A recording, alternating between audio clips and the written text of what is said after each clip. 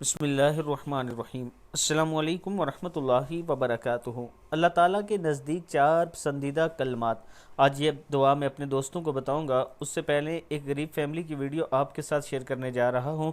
یہ غریب فیملی ہے جس کے پاس گھر نہیں ہے، جو پیچھے گھر نظر آ رہا ہے یہ ان کو کسی نے دیا ہے، یہ گھر بھی گرنے والا ہے۔